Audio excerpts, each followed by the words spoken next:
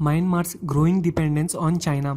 Chinese President Xi Jinping concluded a two-day visit to Myanmar. The last visit by the Chinese president took place in 2001. The 70th anniversary of the establishment of the diplomatic relationship was judged to be the ideal occasion to launch a major renewal and strengthen the process of a bilateral relationship. With the Myanmar visit, Xi Jinping has effectively completed his key neighborhood trips, having traveled through the Maldives and Sri Lanka in 2014 and Pakistan in 2015, Bangladesh in 2016 and Nepal in 2019. What are the key agreements that have been signed in these visits, particularly Myanmar and China? The key agreements signed during the visit are: during the Jinping visit, China and Myanmar have signed a total of 33 agreements, memorandum of understandings, protocols, exchange of letters on areas including the major infrastructure projects, railways, industrial and power projects, trade and investment.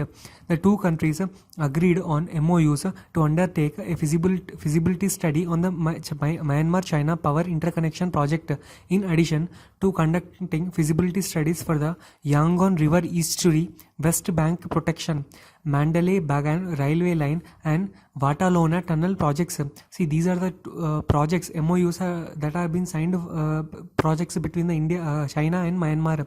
That is Myanmar-China power interconnection project, and plus and the feasibility studies on the Yangon River Estuary West Bank protection and Mandalay Bagan railway line and Watertoland tunnel projects, giving a boost to China's efforts at seeking greater presence in the Indian Ocean. The two countries signed a concession agreement and shareholders agreement of Kapiakyu Special Economic Zone Deep Sea Project.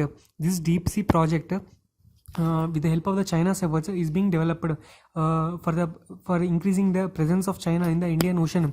The Kapiakyu Deep Sea Port is particularly critical for China, as it would provide with an alternative to states of Malacca, which is currently their lifeline for energy transportation as well as trade corridor. See, because of the trade corridor, because it's currently the lifeline for the energy transportation, which states of Malacca between the Indonesia, that is between Indonesia and it has been the main, states of Malacca has been the key for the China. But now, if there is a bypass can be happened if a Kapiakyu Sea Special Economic Zone Deep Sea Project, along with the tunnel, along with the railway line, along with the power exchange line between the China and Myanmar, if that is the case, then it can act as a bypass to the states of Malacca.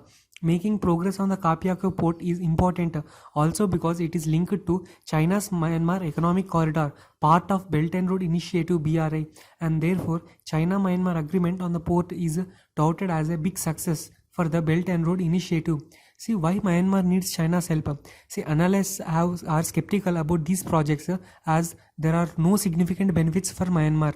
But the prime reason for why they are supporting China is because the International Court of Justice is all set to deliver its judgment on the issue of the violence against the Rohingya minority. Suppose if China's help is needed in the International Court of Justice issue matters, that is UN matters, so Myanmar seeks support from China on this Rohingya issue. The joint statement issued during this visit stated that Chinese side supports the efforts of the Myanmar to address the humanitarian situation and to promote peace and stability and development of all communities in the Rakhine state where the Rohingyas are currently living. For Beijing's support on the Rohingyas issue, Naypyidaw was reconsidered some of the earlier tough positions it had taken on the stalled projects. Because of the internal situation in the Myanmar, most of the Western countries are reluctant to fund the projects in the country. Jinping's visit enhances the investment in the country. In the first 11 months of the 2019, investment from China reached nearly $21 billion, accounting for 25% of all the FDI in the Myanmar.